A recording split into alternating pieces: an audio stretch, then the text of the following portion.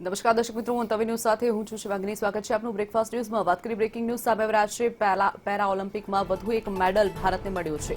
Tokyo para ઓલિમ્પિકમાં ભારતે વધુ એક મેડલ। બેડમિન્ટનમાં સુહાસ એલવાઈને સિલ્વર મેડલ જીત્યો છે। ફ્રાન્સના લુકાસને હરાવી અને સુહાસે આ મેડલ જીત્યો છે। ભારતીય ખેલાડી સુહાસને ફ્રાન્સના લુકાસે હરાવી અને ભારતને વધુ એક મેડલ મળ્યો છે। બેડમિન્ટનના સુહાસ સિલ્વર મેડલ જીત્યો છે।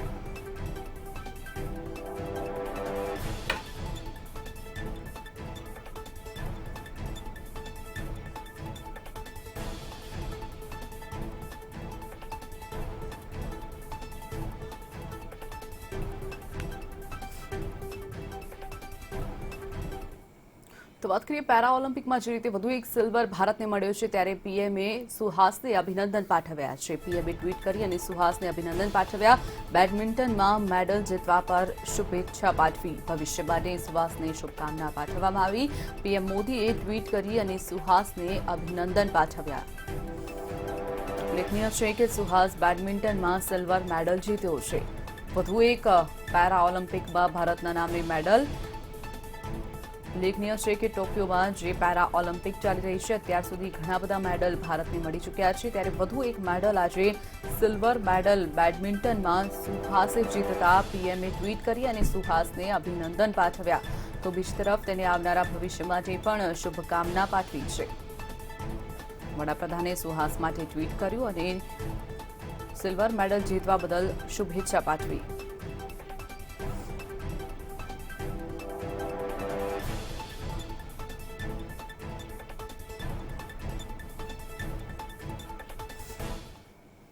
વાત કરીએ બ્રેકિંગ ન્યૂઝ સામે આવી રહ્યા છે અરવલ્લી તરફથી। અરવલ્લીમાં 3 બાળકોના મૃતદેહ મળી આવવાનો મામલો સામે આવ્યો છે। બાળકોના પિતાનો આપઘાતનો પ્રયાસ સામે આવ્યો છે। આપઘાત કરતા પિતાને બચાવી લેવામાં આવ્યા છે। મેઘરજના રમાડ ગામના બાળકો હોવાનું સામે આવ્યું છે। પતિ પત્ની વચ્ચે ઘરકંકાસ સર્જાયો હતો અને ઈસરી પોલીસ આ અંગે વધુ તપાસ હાથ ધરી છે। વેડી ડેમમાંથી 3 બાળકોના મૃતદેહ મળી આવ્યા છે। પતિ પત્નીના ઘરકંકાસમાં 3 બાળકોના જીવ ગયા છે। 3 બાળકોના મૃતદેહનો મામલો જે સામે આવ્યો હતો, ત્યારે પોલીસે તપાસ હાથ ધરી હતી કે બાળકો ક્યાંના છે, કોના છે, ત્યારે તમામ તપાસનો અંત આવ્યો છે। પતિ પત્નીના વચ્ચે ઘરકંકાસના કારણે આ સમગ્ર મામલો સામે આવ્યો હતો। આપઘાત કરતા પિતાને બચાવી લેવામાં આવ્યા છે, પરંતુ બાળકોનો મૃતદેહ મળી આવ્યો છે। 3 બાળકોના મૃતદેહ મળી આવતા સમગ્ર મામલો સામે આવ્યો। વેડી ડેમમાંથી 3 બાળકોના મૃતદેહ મળી આવ્યા હતા। ઈસરી પોલીસ હાલ આ અંગે વધુ તપાસ હાથ ધરી છે। મેઘરજના રમાડ ગામના આ બાળકો હોવાનું સામે આવ્યું છે।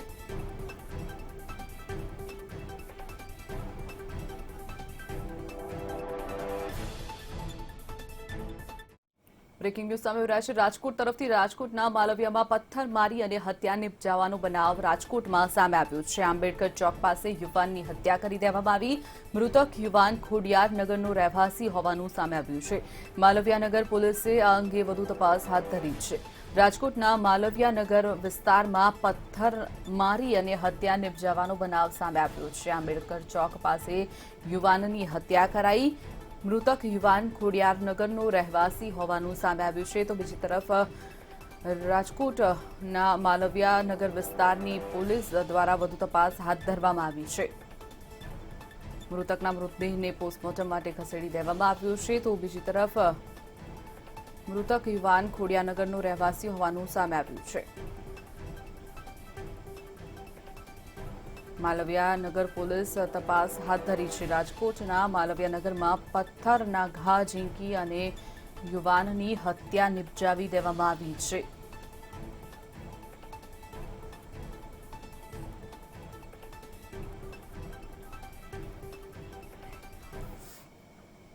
હવે વાત કરીએ કોરોના કાળની।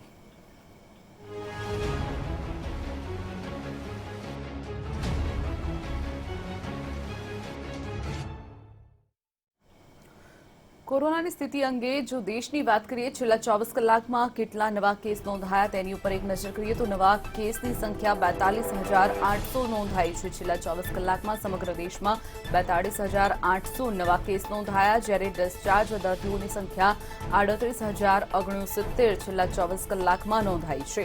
તો બીજી તરફ છેલ્લા 24 કલાકમાં કુલ મૃત્યુઆંક 309 વ્યક્તિઓના કોરોનાને કારણે સમગ્ર દેશમાં મૃત્યુ થયા છે. એક્ટિવ કેસનો આંક 4.3 લાખને પાર પહોંચી ગયો છે. હાલમાં 4.3 લાખ એક્ટિવ કેસ સમગ્ર દેશમાં નોંધાયા છે. કોરોનાના કુલ કેસોની સંખ્યા 3.29 કરોડ પર પહોંચી છે.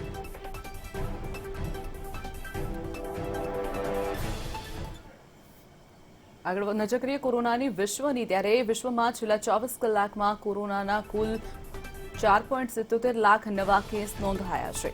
સમગ્ર વિશ્વમાં 4.77 લાખ નવા કેસ, છેલ્લા 24 કલાકમાં કુલ મૃત્યુઆંક 7,716 નોંધાયો છે. સમગ્ર વિશ્વમાં 7,716 લોકોના મોત.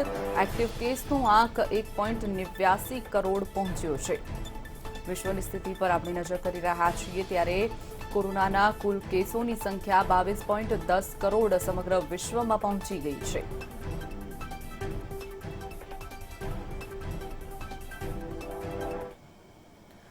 નજર કરીએ ગુજરાતની સ્થિતિ ઉપર કોરોનાને લઈને, ત્યારે ગુજરાતમાં છેલ્લા 24 કલાકમાં કોરોનાના નવા 15 કેસ નોંધાયા છે. સમગ્ર રાજ્યમાં છેલ્લા 24 કલાકમાં 15 કોરોનાના નવા કેસ નોંધાયા. ડિસ્ચાર્જ દર્દીઓની સંખ્યા 16 રહી છે. 16 લોકોને ડિસ્ચાર્જ કરવામાં આવ્યા છે. ત્યારે છેલ્લા 24 કલાકમાં એક પણ મૃત્યુઆંક ગુજરાતમાં સામે નથી આવ્યો. કોરોનાને કારણે મૃત્યુ થયેલા લોકોનો એક પણ આંક ગુજરાતમાં સામે નથી આવ્યો, જ્યારે એક્ટિવ કેસનો આંક 148 પર પહોંચ્યો છે.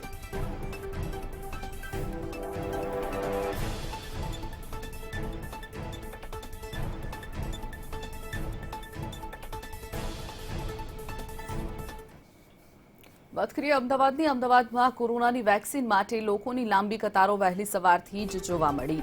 રવિવારે રજાના દિવસે પણ વેક્સિન માટે ભારે ભીડ. વહેલી સવારથી જ લોકો લાઇનમાં ઉભા રહી ગયા છે.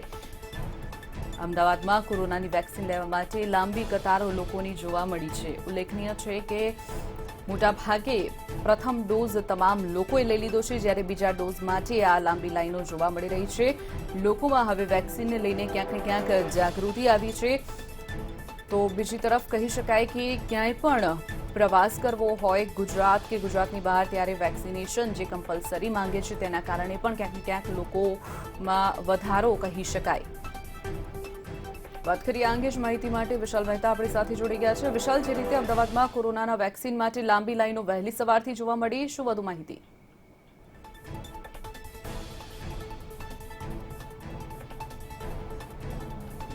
શિવાંગની, જે રીતે કોરોના વાયરસનો કહેર હજી પણ યથાવત છે, આંશિક રીતે પણ ક્યાંક ને ક્યાંક ગુજરાતમાં કોરોના હજી સક્રિય છે અને ત્રીજી લહેરની ક્યાંક શંકા સેવાઈ રહી છે, ત્યારે અમદાવાદની અંદર કોરોનાને લઈને લોકોમાં સતત જાગૃતતા જોવા મળી રહી છે. આપ જોઈ રહ્યા છો કે રવિવારનો દિવસ છે, રજાના દિવસે પણ લોકો મોટી સંખ્યામાં વેક્સિન લેવા માટે અહીંયા ઉપસ્થિત થયા છે. તે જ બતાવે છે કે ક્યાંક ને ક્યાંક કોરોનાને લઈને જે ત્રીજી લહેરની દહેશત છે અને તેને લઈને જનતાની જે જાગૃતિ છે તે જોવા મળી રહી છે.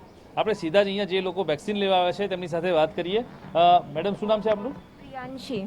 પ્રિયાંશીજી, આજે તમે આવ્યા છો, ખાસ રવિવારનો દિવસ છે, આપ શું કરો છો અને કેમ આવ્યા? હું જોબ કરું છું, ટીચર છું, અને અમને ટાઈમ સન્ડેના જ મળે એકચ્યુઅલી, બાકી તો ડેઝ વર્કિંગ હોય. એટલે પછી આજનો જ દિવસ મને તો સવારથી લાઈનમાં ઊભા હતા કે પહેલી વેક્સિન મળી જાય. એટલે કોરોનાને લઈને આપ શું કહેશો કે કેટલું સતર્ક રહેવું જરૂરી છે અને વેક્સિન કેટલી જરૂરી? બહુ જ જરૂરી છે લેવું. આ સેકન્ડ વેવમાં બી અમે લોકો બહુ જ પ્રિકોશન લેતા હતા, ઘરમાં બી માસ્ક પહેરતા હતા અને બહુ જ ધ્યાન રાખતા હતા. એટલે ટચવુડ હજી સુધી કોરોના થયું નથી, એટલે જ ટાઈમ પર વેક્સિન લેવું બહુ જ જરૂરી છે. એ રીતે જે રીતે અત્યારે હાલમાં વેક્સિનને લઈને લોકોમાં જાગૃતતા છે. રવિવારના દિવસે પણ તેમની નોકરીમાં કે ઓફિસમાં, શાળાઓમાં, કોલેજમાં રજા હોવાના કારણે લોકો અહીં આવ્યા છે. ત્યારે અન્ય એક વ્યક્તિ આપણી સાથે જોડાયા છે, તેમની સાથે વાત કરી કે વેક્સિનને લઈને તેમનું શું મંતવ્ય છે. શું નામ છે આપનું? ધવલ શાહ. ધવલભાઈ, જે રીતે સન્ડેનો દિવસ છે, આજ લોકો જનરલી રજાના દિવસે અમદાવાદીઓ બહાર નીકળવાનું ટાળતા હોય છે, મોજ મસ્તી કરતા હોય છે, પણ તેમ છતાં કોરોનાને લઈને આટલી બધી અવેરનેસ જોવા મળી રહી છે, શું કહેશો ખાસ? નહીં, અવેરનેસ હોવી જ જોઈએ. અને સન્ડે મારે આજે જેમ કે ફેક્ટરી છે, મારી ઇન્ડસ્ટ્રીઝ છે, મારે મંગળવારે રજા હોય છે, પણ હું તે છતાં રવિવારે આવ્યો છું કે આ જરૂરી છે વેક્સિન. પબ્લિકને શું કહેશો, ખાસ કરીને જે 2 ડોઝ છે કોરોનાના? અને બધા જેટલાને એજના છે બધાએ કમ્પલસરી લઈ જ લેવી જોઈએ, અને એનાથી આજે બહુ ફેર પડી ગયો છે અમદાવાદમાં. જોયું શિવાંગની જે રીતે અત્યારે હાલમાં લોકો વેક્સિન લેવા માટે આવ્યા છે. આપ સંખ્યા જોઈને જ ક્યાંક અનુમાન લગાવી શકો છો કે જે રીતે અત્યારે હાલમાં લોકોની અંદર જાગૃતિ જોવા મળી રહી છે. તમામ ઉંમરના લોકો, ખાસ કરીને 21 વર્ષથી લઈને મોટી ઉંમરના તમામ લોકો અત્યારે હાલમાં વેક્સિન લેવા માટે આવેલા નજરે પડે છે. તેમાં મહત્વનું છે કે જે રીતે આજે રજાનો દિવસ છે, રવિવાર છે, તેમ છતાં નોકરિયાત લોકો, શાળા કોલેજે જતા લોકો, ફેક્ટરી પર જતા લોકો, તમામ લોકોને આજે ક્યાંક રજા હોય છે. એટલે સમય હોવાના કારણે તે લોકો આ સમયનો સદુપયોગ કરે છે અને પોતાની જાગૃતતા દાખવી છે કે રજાના દિવસે પણ તે લોકો કોરોનાની રસી લેવા આવ્યા છે અને આવનારી જે ત્રીજી લહેર છે એની આશંકાને લઈને ક્યાંક ને ક્યાંક તેમનામાં સતર્કતા અને જાગૃતિ પણ જોવા મળી રહી છે. શિવાંગ. ચોક્કસથી વિશાલ, જોડાવા બદલ અને માહિતી બદલ આપનો આભાર. તો વાત કરીએ અમદાવાદમાં વહેલી સવારથી જ કોરોનાની વેક્સિન માટે લોકોની લાંબી કતારો જોવા મળી. લોકોમાં હવે ક્યાંક ને ક્યાંક જાગૃતિ વેક્સિનને લઈને જોવા મળી રહી છે, જેના કારણે આજે રવિવાર હોવા છતાં પણ લોકોની લાંબી લાઈનો વેક્સિનેશન સેન્ટર પર જોવા મળી.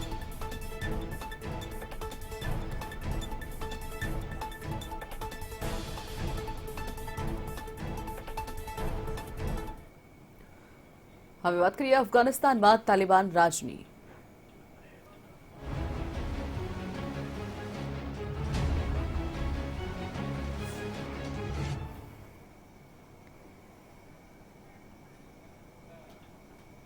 વાત કરીએ અફઘાનિસ્તાનમાં તાલિબાન રાજમાં ભયનો માહોલ છે. પંજશીર પર કબજો કર્યાનો દાવો કરનાર તાલિબાનને વિજયના ઉન્માદમાં અંધાધૂંધ ફાયરિંગ કર્યું હતું.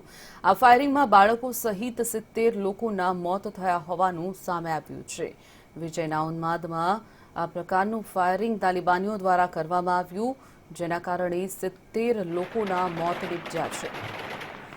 બાળકો સહિત 70 લોકોના મોત. સતત ભયના માહોલ વચ્ચે અફઘાની લોકો પોતાનું અત્યારે જીવન જીવી રહ્યા છે.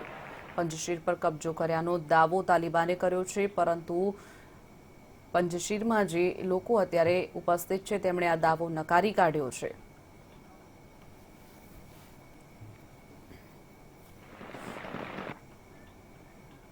અફઘાનિસ્તાનમાં તાલિબાન સરકારનું ગઠન સતત પાછું ઠેલાઈ રહ્યું છે. તમામ પ્રકારના વાયદાઓ છતાં હજુ પણ દુનિયાના દેશો તાલિબાન પર ભરોસો કરતા ક્યાંક ને ક્યાંક ખચકાતા નજરે પડી રહ્યા છે. આ દરમિયાન ઈરાનના રાષ્ટ્રપતિએ અફઘાનિસ્તાનના ભવિષ્યને નિર્ધારિત કરવા માટે ત્યાં ચૂંટણી યોજવા આહવાન કર્યું છે. સાથે જ એવી આશા પણ વ્યક્ત કરી છે કે પશ્ચિમી દેશોએ અફઘાનિસ્તાનમાંથી સૈનિકો પાછા ખેંચી લીધા બાદ અફઘાનિસ્તાનમાં શાંતિ પુનઃસ્થાપિત થશે. સ્ટેટ ટીવી પર બોલાતા ઈરાનના રાષ્ટ્રપતિ ઇબ્રાહિમ રાઇસીએ કહ્યું કે અફઘાનિસ્તાનની જનતાએ પોતાની સરકાર નિર્ધારિત કરવા માટે જેટલી બની શકે તેટલી જલ્દી મતદાન કરવું જોઈએ. તેમણે કહ્યું કે ત્યાં એક એવી સરકાર બનાવવામાં આવવી જોઈએ જે લોકોએ ચૂંટેલી હોય.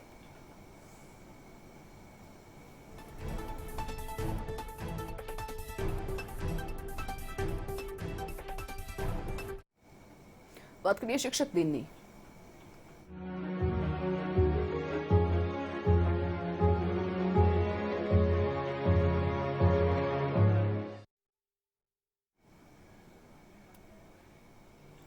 આજે 5મી સપ્ટેમ્બર છે, ત્યારે તેને સમગ્ર રાજ્યમાં શિક્ષક દિન તરીકે ઉજવવામાં આવી રહ્યો છે.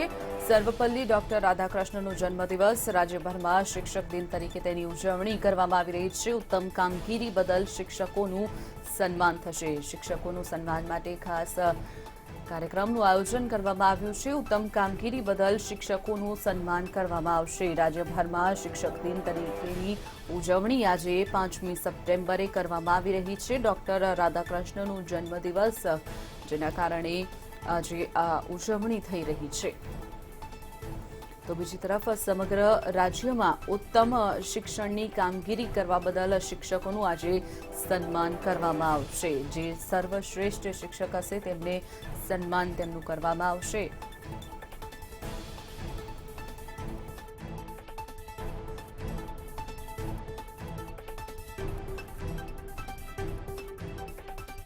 તો વાત કરીએ આજે જે રીતે શિક્ષક દિવસ છે, ત્યારે સર્વશ્રેષ્ઠ શિક્ષકોને સન્માનિત કરવામાં આવશે. સીએમ વિજય રૂપાણીની ઉપસ્થિતિમાં તેમનું સન્માન કરવામાં આવશે. રાજ્યપાલ આચાર્ય દેવવ્રતની ઉપસ્થિતિમાં સન્માન કરાશે. શિક્ષણ પ્રધાન ભૂપેન્દ્રસિંહ ચુડાસમા પણ તેમાં ખાસ ઉપસ્થિત રહેશે. આજે શિક્ષક દિવસની ઉજવણી કરવામાં આવશે, જેમાં ગુજરાતના શ્રેષ્ઠ શિક્ષકોનું સન્માન કરવામાં આવશે. તો મુખ્યમંત્રી વિજય રૂપાણી પણ તેમાં ખાસ ઉપસ્થિત રહેશે. તેમની સાથે જ રાજ્યપાલ આચાર્ય દેવવ્રત, શિક્ષણ પ્રધાન ભૂપેન્દ્રસિંહ ચુડાસમા પણ તેમાં ખાસ ઉપસ્થિત રહેશે.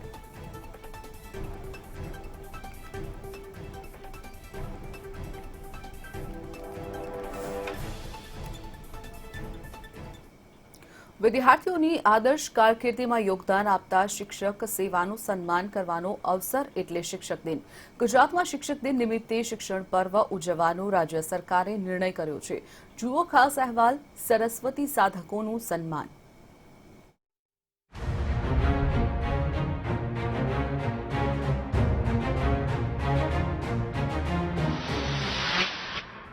થી 17 સપ્ટેમ્બર દરમિયાન શિક્ષણ પર્વ ઉજવાશે. રાષ્ટ્રવ્યાપી શિક્ષણ પર્વમાં ગુજરાત પણ જોડાશે. 5 સપ્ટેમ્બરે રાષ્ટ્રપતિના હસ્તે શિક્ષકોને પુરસ્કૃત કરી સન્માન. પીએમ મોદી દ્વારા સ્કૂલ ઓફ એક્સલન્સ પ્રોજેક્ટનું લોકાર્પણ. આગામી 17 સપ્ટેમ્બરે પીએમ મોદી દ્વારા પ્રોજેક્ટનું લોકાર્પણ. 5 સપ્ટેમ્બર શિક્ષક દિન તરીકે શિક્ષણ પર્વ ઉજવવાનો સરકારે નિર્ણય કર્યો છે. 5 થી 17 સપ્ટેમ્બર દરમિયાન શિક્ષણ પર્વ ઉજવવાની જાહેરાત કરવામાં આવી છે. રાજ્ય સરકાર પણ 5 થી 17 સપ્ટેમ્બર સુધી શિક્ષણ પર્વની ઉજવણી કરશે. 5 સપ્ટેમ્બરના રોજ રાષ્ટ્રપતિ રામનાથ કોવિંદના હસ્તે શિક્ષકોને પુરસ્કૃત કરવામાં આવશે. સાથે રાષ્ટ્રપતિ ભવન ખાતે વિવિધ કાર્યક્રમોનું આયોજન કરવામાં આવ્યું છે. તેમજ આગામી 2 સપ્તાહ સુધી સરકાર શિક્ષણ પર્વ ઉજવશે. શિક્ષણ પર્વ નિમિત્તે વડાપ્રધાન મોદીના હસ્તે સ્કૂલ ઓફ એક્સલન્સ પ્રોજેક્ટનું લોકાર્પણ કરવામાં આવશે. 17 સપ્ટેમ્બરના રોજ PM Modi school of excellence પ્રોજેક્ટનું લોકાર્પણ કરશે. પ્રોજેક્ટ અંતર્ગત નવી શિક્ષણ નીતિ અંગે માર્ગદર્શન આપવામાં આવશે. વેબિનાર અને પ્રેઝન્ટેશનથી તમામને માર્ગદર્શન આપવામાં આવશે. Quality sustainable school learning from the school in ઇન્ડિયાની થીમ સાથે શિક્ષણ પર્વ ઉજવવામાં આવશે. ઉલ્લેખનીય છે કે હજી સુધી વડાપ્રધાનનો ચોક્કસ કાર્યક્રમ જાહેર થયો નથી, પરંતુ 5 સપ્ટેમ્બરના રોજ રાષ્ટ્રપતિ ભવન ખાતે રાષ્ટ્રપતિ રામનાથ કોવિંદના હસ્તે રાષ્ટ્રના આદર્શ શિક્ષકોને પુરસ્કૃત કરવામાં આવશે. શિક્ષકોના ગૌરવ જાળવવાનો સંદેશ આપવા અનેકવિધ કાર્યક્રમો પણ યોજાશે. બ્યુરો રિપોર્ટ, મંતવ્ય ન્યૂઝ. વાત કરીએ બ્રેકિંગ ન્યૂઝ સામે આવી રહ્યા છે. ઝારખંડ વિધાનસભામાં નમાઝની જગ્યા મુદ્દે વિવાદ સર્જાયો છે. ઝારખંડમાં નમાઝની જગ્યા મુદ્દે વિવાદ. નમાઝ માટે જગ્યા ફળવાતા હોબાળો સામે આવ્યો છે. વિધાનસભા અધ્યક્ષ રવિન્દ્રનાથ મહંતનો આદેશથી આ વિવાદ સામે આવ્યો. ભાજપ નેતાઓએ અલગ માંગણી કરી છે. વિધાનસભા પરિસરમાં હનુમાન મંદિર માટે પણ જગ્યા આપો તેવી માંગ ભાજપના નેતાઓ દ્વારા કરવામાં આવી. વિધાનસભા અધ્યક્ષ દ્વારા રવિન્દ્રનાથ મહંત દ્વારા જે જગ્યાનો આદેશ આપવામાં આવ્યો હતો, ત્યારબાદ વિધાનસભામાં આ મુદ્દો ગુંજી ઉઠ્યો છે.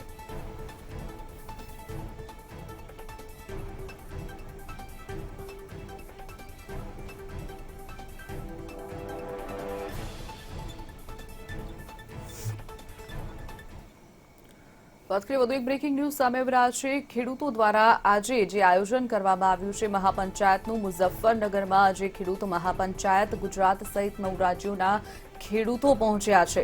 નવા કૃષિ કાયદાના વિરોધમાં ખેડૂતો ઉતર્યા છે. મહારાષ્ટ્ર, રાજસ્થાન અને બિહારના ખેડૂતો પણ તેમાં જોડાયા છે. હરિયાણા, તેલંગાણા અને ઉત્તરાખંડના ખેડૂતો પણ તેમાં સામેલ થયા છે.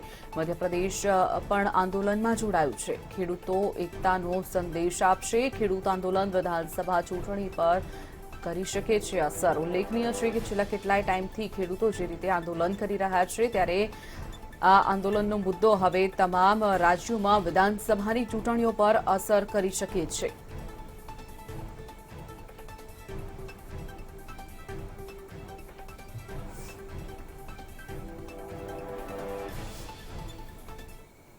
આગળ વાત કરીએ સમગ્ર દેશમાં ખરીફ વાવેતર હવે પૂર્ણતાની આરે પહોંચી ગયું છે. ખરીફ વાવેતર જે રીતે ખેડૂતો કરી રહ્યા છે ત્યારે તે પૂર્ણતાના આરે પહોંચ્યું. ગત વર્ષની તુલનામાં કપાસના વાવેતરમાં ઘટાડો નોંધાયો છે. સરેરાશ કરતાં વરસાદ 9% ઓછો નોંધાયો છે. ઓછા વરસાદના કારણે વાવેતરમાં પણ ઘટાડો થયો છે. કપાસ, કઠોળ અને તુવેરના વાવેતરમાં ઘટાડો નોંધાયો. ગત વર્ષ કરતાં આ વર્ષે ઘટાડો નોંધાયો છે. જો કપાસની વાત કરીએ ગત વર્ષ કરતાં આ વર્ષે તો ગત વર્ષે 126.45 લાખ વાવેતર થયું હતું ત્યારે આ વર્ષે 118.13 લાખ હેક્ટરમાં વાવેતર થયું છે.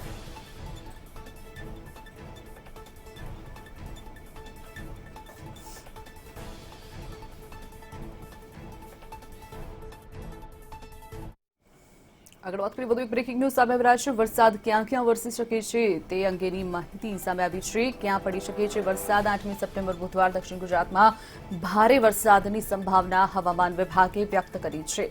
નવસારી, વલસાડ, દમણ, દાદરાનગર હવેલીમાં પણ વરસાદ વરસી શકે છે. 8મી સપ્ટેમ્બરે વરસાદની આગાહી હવામાન વિભાગે કરી છે. જ્યારે 9મી સપ્ટેમ્બર ગુરુવારે સુરત, ડાંગ, તાપી, વલસાડ, નવસારી, દમણમાં સારો એવો વરસાદ નોંધાઈ શકે છે. તો બીજી તરફ જૂનાગઢ, ગીર સોમનાથ, અમરેલી, ભાવનગર, દીવમાં પણ સારા વરસાદની શક્યતા. 8મી સપ્ટેમ્બર અને 9મી સપ્ટેમ્બર એમ 2 દિવસ હવામાન વિભાગ દ્વારા વરસાદની આગાહી કરવામાં આવી, જેમાં સૌરાષ્ટ્ર અને દક્ષિણ ગુજરાતમાં સારા એવા વરસાદની આગાહી હવામાન વિભાગે કરી છે. જ્યારે હજુ પણ ઉત્તર ગુજરાતે વરસાદ માટે રાહ જોવી પડશે.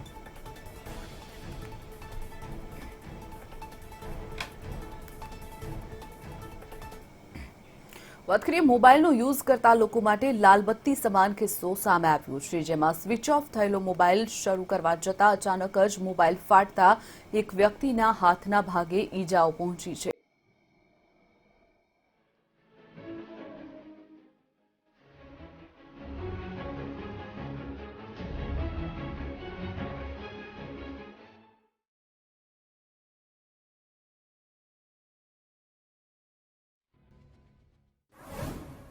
મોબાઈલની લત બની શકે છે હાનિકારક. મોબાઈલ બ્લાસ્ટ થવાના કિસ્સાઓમાં વધારો. લોકો માટે લાલ બત્તી સમાન કિસ્સો. મોબાઈલ ફાટવાની ચોંકાવનારી ઘટના. સ્વિચ ઓફ મોબાઈલ ઓન કરતા ફાટ્યો. આ છે રાજુલાનું છતડિયા ગામ. આ ગામના ખેતર વિસ્તારમાં એક મકાનમાં અચાનક જ મોબાઈલ ફાટવાની ચોંકાવનારી ઘટના બની. માવજીભાઈ કવાડ નામનો વ્યક્તિ પોતાનો સેમસંગ કંપનીનો મોબાઈલ સ્વિચ ઓફ થયેલો હતો. ત્યારે મોબાઈલ શરૂ કરવા જઈ રહ્યા હતા, જે દરમિયાન અચાનક જ મોબાઈલ ફાટ્યો હતો અને ધુમાડા નીકળવા માંડ્યા હતા અને તેમાંથી આગ નીકળતા આ વ્યક્તિના હાથમાં પણ ઈજા પહોંચી હતી અને હાથની આંગળીઓ લોહી લુહાણ કરી નાખી હતી. જોકે સમય સૂચકતાને કારણે મોબાઈલ બહાર ફેંકી દેતા યુવકના હાથને વધુ નુકસાન પહોંચ્યું નહોતું. તેમની પાસે બેસેલા તેમના પરિવારજનોમાં પણ દોડધામ મચી ગઈ હતી.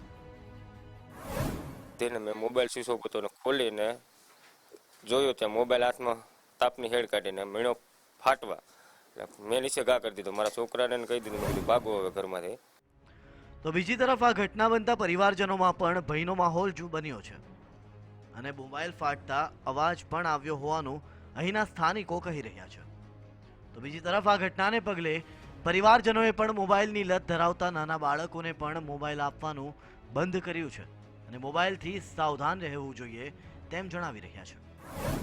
મોબાઈલ લીધો અને સ્વિચ ઓફ ખોલતા મોબાઈલનો બ્લાસ્ટ થયો અને અમારા બાળકો બધા ફેમિલી મેમ્બરના બાળકો બધા એની પાસે દરરોજ બેઠા હોય છે અને મોબાઈલમાં એ જોતા હોય છે. તો હવે આ છોકરાઓ બધા મોબાઈલનો ઉપયોગ કરે છે. તો આ ઘટનાને પગલે મોબાઈલના જાણકાર અને મોબાઈલ ટેકનિશિયન તરીકે ઘણા વર્ષોથી અલગ અલગ કંપની સાથે કામ કરતા વ્યક્તિઓનું માનીએ તો જે મોબાઈલ હોય તે જ કંપનીનું ચાર્જરનો યુઝ કરવું જરૂરી છે. નહીંતર ચાર્જરના વોલ્ટેજ અને એમ્પિયર અલગ અલગ હોય, જેથી બેટરીને નુકસાન થાય તો બ્લાસ્ટ થવાની શક્યતાઓ રહે છે. બ્યુરો રિપોર્ટ, મંતવ્ય ન્યૂઝ. તો આ સાથે સમાચારોમાં અત્યારે બસ આટલું જ. વધુ સમાચાર માટે આપ જોતા રહો મંતવ્ય ન્યૂઝ.